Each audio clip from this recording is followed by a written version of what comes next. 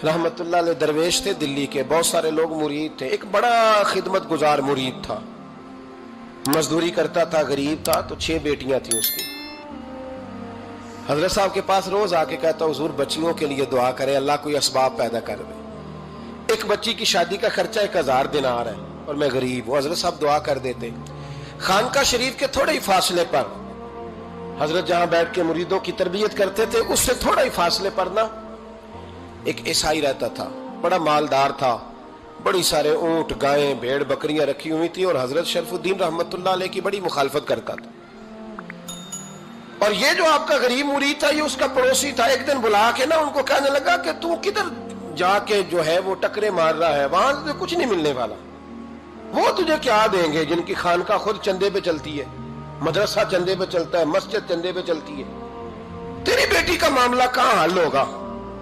तो उस दरवेश ने कहा कि तू मेरे पीर को नहीं जानता, तू अजय मेरा महबूब नहीं डिठा, तो पता नहीं ना, तू इस रस्ते का मुसाफिर नहीं, तू नहीं जानता, उनका बस चले ना तो वो हर कीमत में मेरी बेटियों की शादी करा दे।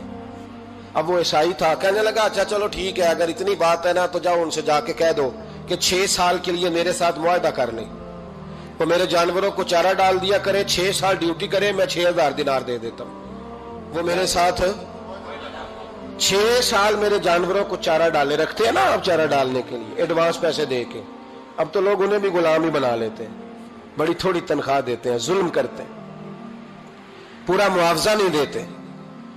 हजरत शेख शरफुद्दीन के बारे में वो कहने लगा, जब अपने पीर से जाके कह के मेरे जानवरों को 6 साल चारा डाले, मैं 6000 दे देता हूं, तू जो कहता है हर कीमत पे जाने को तैयार है। उसने जब ये बात की तो मुरीद ने नाराज हो गया, वो लड़ाई हो गई, गिरबान पकड़ लिया, झगड़ा हुआ, बात बड़ी दूर गई। इस तरह की बात करता है मेरे हजरत के बारे में, तेरे जैसे कई मैं वहां काम पे रखा दूं। जब वो बड़ी बहस हुई, बात मोहल्ले में, इलाके में फैल गई, दुनिया ने सुन ली, तो शेख शरफुद्दीन तक भी पहुंच गई। इस तरह झगड़ा हुआ है। लोग सो गए इशा की नमाज के बाद। हजरत साहब ने ना सर पे कपड़ा लिया, उस ईसाई के दरवाजे पे दस्तक दी, वो बाहर आया, फरमाने लगे लोग तो सोच समझ के मुलाजम रखते हैं, तूने भी तो सोच ही लिया होगा, तभी तो मुझे ऑफर की है। तू अपनी ऑफर पे कायम है? वाकई मुझे रख लेगा और 6000 दिनार दे देगा? कहने लगा जा बाबा काम कर अपना। फरमाया नहीं, तूने इतने लोगों में बात की, इतनी बहस हुई, तो कायम है? कहने लगा मैं तो कायम हूं, पर आपने नहीं कायम रहना। फरमाया मैं सोच समझ के आया हूं।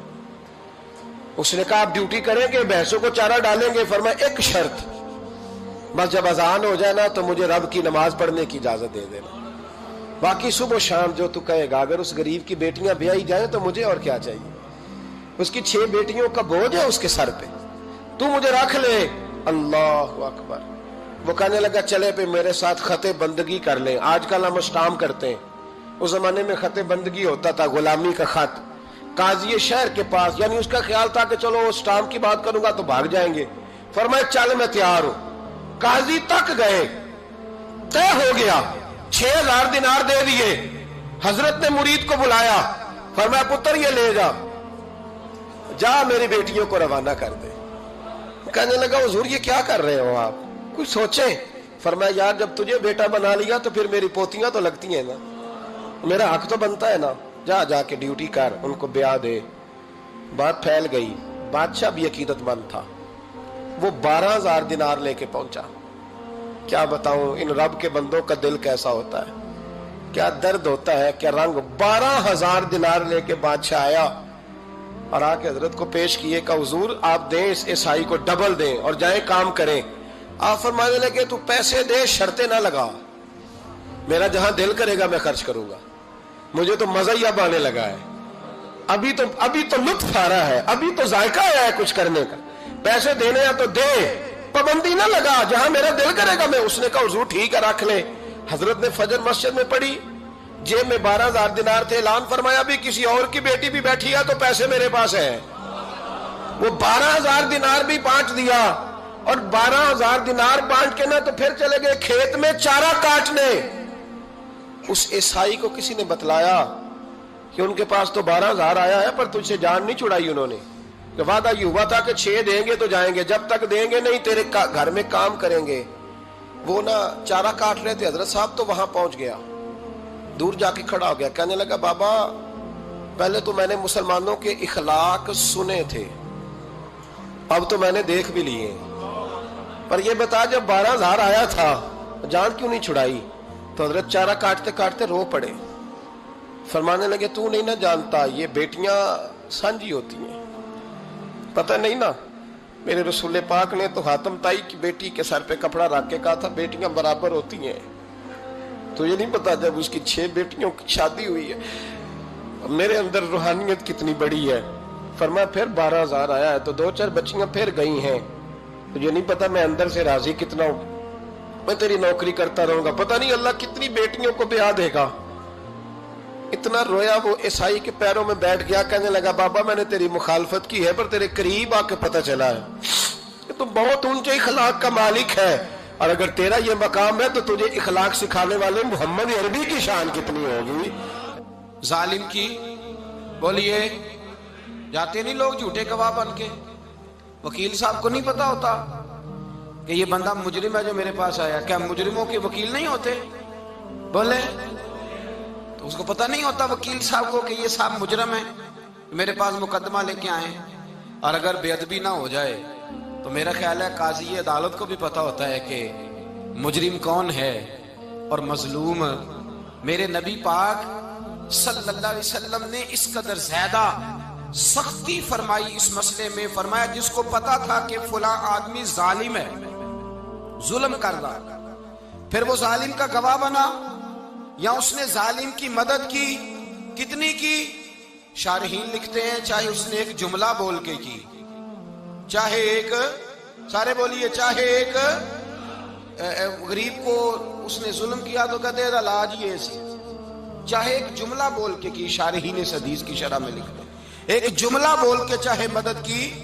جس بندے نے کسی ظالم کی مدد کی کسی مقدمے میں یا کسی صورت میں اور اسے پتا تھا یہ ظالم ہے، میرے نبی پاک صلی اللہ تعالی علیہ وسلم فرماتے ہیں اگر اس نے مدد کی، ابھی ظالم کی بات نہیں ہو رہی، ظالم کے مددگار کی بات ہو رہی، اگر کسی نے ظالم کی مدد کی تو حضور فرماتے ہیں خدا بھی اس سے بری و ذمہ ہے، رسول بھی اس سے بری و ذمہ ہے. سنبھال کے رکھے اپنی نمازیں، قربانیاں، حج، زکوٰۃ سنبھال کے رکھے. اگر ظالموں کا مددگار ہے، الیکشن آ لینے دے، آپ کو نظر آ جائے گا کون کون ظالموں کا مددگار ہے، نظر آ جائے گا. اپنی جیب سے لوگ پیسے دے کے ظالموں کی مدد کریں گے، ان کے فلیکس چھپوائیں گے، بورڈ لگوائیں گے، جیبوں سے پیسے دے کے. ہم نے خود آگ لگائی ہے چمن میں اپنے، بے سبب گردشی ایام کو الزام نہ دو. ہم نے خود نور کا ظلمت سے کیا ہے سودا، کر کے توہین سحر شام کو الزام نہ دو. ظالموں کے مددگار میدان میں آ گئے.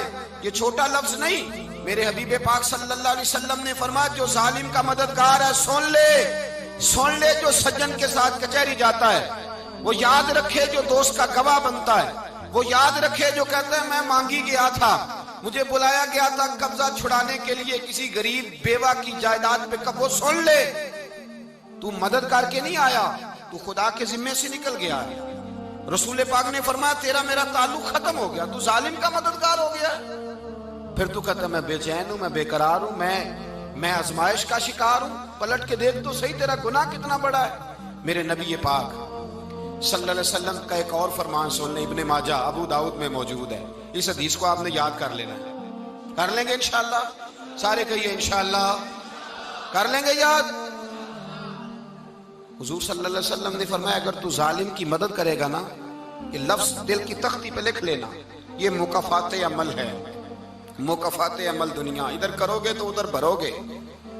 فرمایا اگر تو کسی ظالم کی مدد کرے گا، سن لے حضور کا فرمان ہے، اگر تو ابن ماجہ ابو داؤد سیاہ میں موجود ہے، فرمایا اگر تو کسی ظالم کی مدد کرے گا تو رب تعالیٰ مرنے سے پہلے تیرے اوپر بھی ظالم کو مسلط کر دے گا. تیرے اوپر بھی ایک دفعہ ظلم ضرور ہوگا اگر تو ظالم کی، وہ کسی صورت میں بھی ہو سکتا ہے، کسی صورت میں بھی تیرا بیٹا ہی اٹھ کے ظلم کر دے گا، تو الجھ جائے گا، کسی نہ کسی جگہ تیرے لیے تباہی کا سامان ہوگا، تیرے اوپر ظلم ہوگا، اس لیے کہ تو ظالموں کا مددگار ہے. چاہیے یہ تھا کہ تو مظلوم کی مدد کرتا، انسانی ایمانی یقین کا فریضہ سر انجام دیتا. تو ظالموں کا مددگار ہو گیا. ٹٹول کے دیکھ لیں، رزلٹ نکال کے دیکھ لیں، ہمارے زمانے میں ظالموں کے مددگار زیادہ ہیں. اتنی لمبی زبانیں نکال کے ظالموں کی مدد کرتے ہیں. بڑے بڑے کالم نویس اللہ نے انہیں قدرت دی لکھنے کی، تو اپنا قلم ظالموں کی مدد میں خرچ کرتے ہیں۔ وہ لوگ جن کو اللہ تبارک و تعالیٰ نے قدرت دی، ہمت دی، طاقت دی، کچھ لوگ ان کے حلقہ احباب میں، وہ اپنے لوگوں کو استعمال کر کے ظالموں کی مدد کرتے ہیں، ظالموں کی مدد کرتے ہیں۔ میرے نبی کریم سید عالم نور مجسم صلی اللہ علیہ وسلم نے فرمایا، اگر تو نے ظالم کی مدد کی تو جب تک تو توبہ نہیں کرے گا رب تجھ سے ناراض ہی رہے گا۔ اللہ تجھ سے، او بھائی جس سے رب بھی ناراض ہو گیا، نہ کھانا نہ پینا نہ سونا نہ جاگنا نہ نیند، پھر تیری ہر چیز تیرے لیے آزمائش ہو جائے گی، پھر تیرا سایہ بھی تیرے لیے خوف کا سامان بنے گا، پھر زندگی جیتی جاگتی لاش بن جائے گی، تو اپنے کندھوں پر اپنی میت اٹھائے پھرے گا جب تو ظالم کا مددگار ہوگا۔ اور نبی پاک صلی اللہ علیہ وسلم نے فرمایا، ظالموں کا مددگار بھی ظالم ہوتا ہے، ظالموں کا مددگار بھی، سارے بولے، ظالموں کا مددگار بھی نہیں، کو نہیں، آپ سارے نہیں بولے، ایک دفعہ بولے، ظالموں کا مددگار بھی، پکی بات ہے، ظالموں کا مددگار بھی۔ اللہ اکبر، جس کا یارانہ ہو، جس کا دوستانہ ہو، جو کہے میں نے نا اس کو اوکھے ویلے کے لیے ظالم کو یاد رکھا ہوا ہے۔ کبھی مشکل میں رکھے نہیں ہوئے لوگوں نے ظالم دوست، کہتے میں نے رکھے ہوئے ہیں، بلکہ ہمارے دیہات میں تو کہتے ہیں میں نے بازو بنائے ہوئے ہیں۔ کس کو بازو بنا لیا؟ ظالم بھی کبھی بازو ہوتا ہے، جو ظلم کی تلوار لیے میدان میں کھڑا ہے۔ قارون، حامان، فرعون، نمرود کا حال نہیں لوگوں نے دیکھا؟ اپنے زمانے میں آپ نے کتنے لوگ نہیں دیکھے جن کے سائے سے، آواز سے لوگ کانپتے تھے؟ پھر پولیس کی گاڑیوں میں وہ اس طرح مردہ پڑے کہ دنیا نے تماشا دیکھا ان کا۔ یہ رنگ ہم نے دیکھے نہیں اپنے آنکھوں سے۔ فرمایا ظالم کا مددگار بھی، جو کار میں بٹھا کے لے کے گیا وہ بھی ظالم، جس نے چائے پلائی وہ بھی، جس شخص نے کھانا کھلایا وہ بھی، جو کچہری تک ساتھ گیا وہ بھی، جس نے فلیکس کے نیچے، بڑے شرابی کے نیچے چھوٹی اپنی فوٹو لگائی وہ بھی، جو ووٹ کی پرچی ڈالنے گیا وہ بھی۔ کہہ دینا باہر نکل کے کہ حضرت صاحب نے سیاسی تقریر کی ہے، کہہ دینا، پر بات تو سچی ہے نا۔ خو کرے ہم تو سے تھوڑا سا گلا بھی سن لے، خو کرے ہم تو سے تھوڑا سا بھی گلا۔ امام مالک کے پاس ایک بندہ آیا، اس نے کہا حضور میں درزی ہوں، ایک ظالم بادشاہ مجھ سے کپڑے سلواتا ہے، میں تو ظالموں کا مددگار نہیں نا۔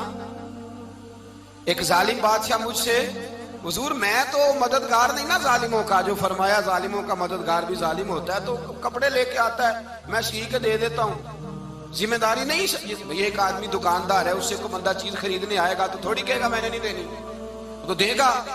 کوئی بندہ اگر کسی شخص سے کوئی کام کہتا ہے جو اس کی فیلڈ ہے، اس کا شعبہ ہے، اس کا معاش کا وہ سلسلہ ہے، کہتے ہیں یا رسول اللہ صلی اللہ علیہ وسلم ظالموں کا مددگار بھی ظالم، حضور نے فرما دیا۔ تو امام مالک سے بندے نے مسئلہ پوچھا، دل کی تختی پہ لکھنے والی باتیں ہیں، کہا حضور میں درزی ہوں، ظالم کپڑے سلواتے ہیں، میں تو مددگار نہیں نا۔ امام صاحب کہنے لگے نہیں، مددگار تو وہ ہوگا جو تجھے سوئی دھاگا فراہم کرے گا، تو پورے کپڑے سی کے دیتا ہے، تو خود بہت بڑا ظالم ہے، تو پورے سوٹ سی کے دیتا ہے، تو بہت بڑا ظالم خود ہے۔ مددگار تو وہ ہوگا جو تجھے دھاگا دے گا، جو تجھے بٹن دے گا، جو تجھے نلکی دے گا۔ جو ظالم سے اتنی نفرت ظلم کر کے بندہ ہے، یہاں تو ہمارے زمانے میں ہیرو بن جاتے ہیں لوگ، ظالم ہیرو ہے، لوگ اس سے ڈرتے پھرتے ہیں، گھومتے پھرتے ہیں، اور بہت سارے کم مزاج لوگ اس کے پیچھے ہاتھ باندھ کے پھرتے ہیں۔ ظالموں کی مدد کرنا، ظالموں کے ساتھ رہنا، یہ ظلم ہے، ظلم، یہ زیادتی ہے۔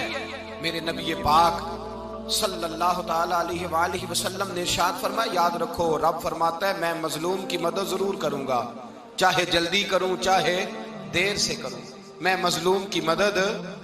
اور حضور صلی اللہ علیہ وسلم نے فرمایا ہے، حضرت معاذ بن جبل کہتے ہیں حضور نے مجھے یمن کا گورنر بنایا، جب میں جانے لگا نا تو حضور نے بڑی نصیحتیں کی، بخاری میں موجود ہے، فرماتے ہیں جب میں پلٹنے لگا تو میرے رسول نے فرمایا معاذ ایک منٹ ٹھہر جا، ایک بات میری یاد رکھنا، اس کو نہ بھولنا۔ کہا حضور کیا؟ فرمایا دیکھنا کسی پہ ظلم نہ کر بیٹھنا، کہیں تجھ سے زیادتی نہ ہو جائے۔ محبوبہ پھر حضور نے فرمایا سن میرے معاذ، میں تجھے گورنر بنا رہا ہوں، زیادتی نہ کر بیٹھنا۔ یا رسول اللہ صلی اللہ علیہ وسلم کیا ہوتا ہے؟ تو میرے کریم نے فرمایا جب مظلوم دعا کے لیے ہاتھ اٹھاتا ہے تو عرش کا مالک کہتا ہے فرشتوں پیچھے ہٹ جاؤ، عرش کا مالک کہتا ہے فرشتوں پیچھے ہٹ جاؤ۔